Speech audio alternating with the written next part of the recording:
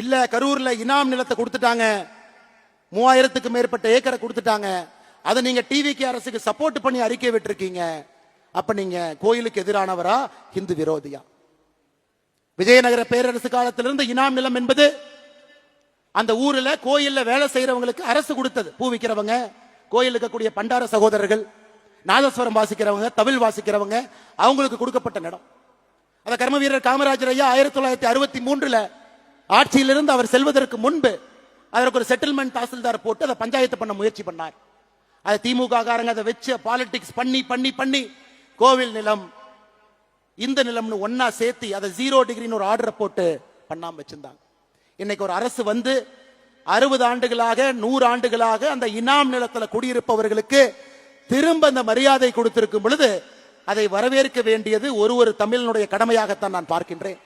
கோயில் சொத்தை நீட்போம், இனாம் நிலமும் கோயில் சொத்துக்கும் சம்பந்தம் இல்லை. இதற்கு எனக்கு கிடைத்திருக்கக்கூடிய பட்டம் அண்ணாமலை இந்து விரோதி. அப்படிப்பட்ட இந்து விரோதின்னு எனக்கு பட்டத்தை கொடுத்தீங்கன்னா அந்த பட்டத்தை அப்படியே நீங்க வச்சுக்கங்க.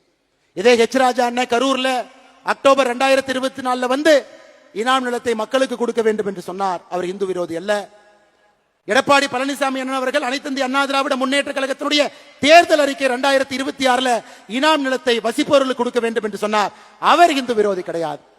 ஆனா இன்னைக்கு நியாயமா நேர்மையா ஒரு மக்களுக்கு இருக்கக்கூடிய மக்களுக்கு அது செல்ல வேண்டும் என்றால் இந்து விரோதி.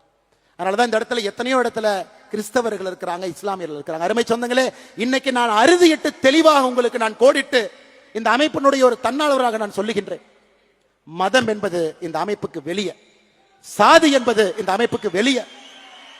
ரைட் ஹேண்டு லெப்ட் ஹேண்டு இந்த சாதி மதத்தை வைத்து இத்தனை காலம் அரசியல் செய்து பட்டது போது. உங்கள் மதம் உங்களுக்கு பெரிது, என் மதம் எனக்கு பெரிது.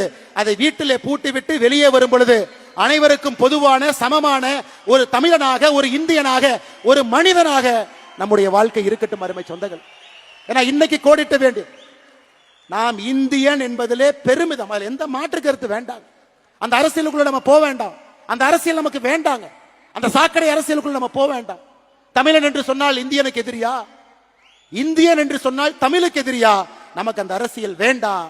நம்முடைய அரசியல் என்பது ஒருங்கிணைந்த இந்திய அற்புதமான இந்த நாட்டில், பாரத நாட்டில் முதன்மையாக தமிழகத்தை மாற்றுவதற்காகத்தான் இந்த அமைப்பு, அதற்காகத்தான் நம்முடைய உழைப்பு, அதற்காகத்தான் உங்களுடைய உழைப்பு, இந்த இயக்கம். அருமை சொந்தங்களே, அருமை சொந்தங்களே, நாம தலைவர்களை கண்டுபிடிக்கணும், உங்களை மேல கொண்டு வரணும். உங்களுக்கான பிளாட்ஃபார்ம் இது. எத்தனையோ பேர் வாய்ப்பு இல்லாம இருக்கிறீங்க.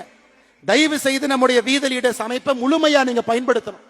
ஒரு சிறு வேலை செய்தாலும் பெரு வேலை செய்தாலும் எந்த எதிர்பார்ப்பும் இல்லாம செய்யுங்க. மகாத்மா காந்தி 1924 ஒரே முறை காங்கிரஸ் தலைவர், ஒரே முறை. அதன் பிறகு காங்கிரஸ் கட்சி பொறுப்பிலே இல்ல. ஆனா மகாத்மா காந்தி சுதந்திரம் வாங்கி கொடுத்தாரு, இந்தியாவுடைய தலையெழுத்தை மாத்தினார். அதனால் பொறுப்பு என்பது அது வரும். பொறுப்பு என்பது ஒரு அடையாளம். பொறுப்பு என்பது ஒருங்கிணைப்பதற்கு தேவைப்படக்கூடிய ஒரு கருவி. பொறுப்பு என்பது பிரச்சனை இல்லாம ஒரு 100 பேர்த்து ஒரு இடத்துல உட்கார வைக்க வேண்டிய தேவைக்கு ஒரு ஆர்கனைசேஷனல் ஒரு எம்பளம் மட்டும்தான்.